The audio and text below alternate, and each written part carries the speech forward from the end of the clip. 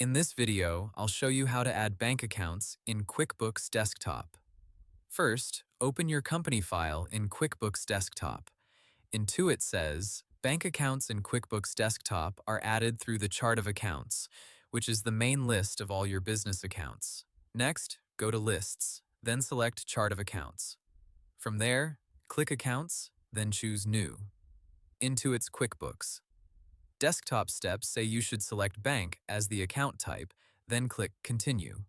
Now enter your bank account information, add the account name and any other details you want to track. If you're setting up a brand new account, you can also enter an opening balance based on your bank statement so QuickBooks starts with the correct amount. Intuit notes that opening balances can be added when creating the account or adjusted later if needed. After that, click Save and Close.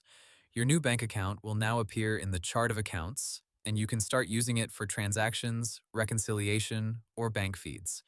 If you want automatic transaction downloads, Intuit says, you can also set up bank feeds afterward from the banking menu. Hope the tutorial was helpful, subscribe to my channel, and see you in the next video.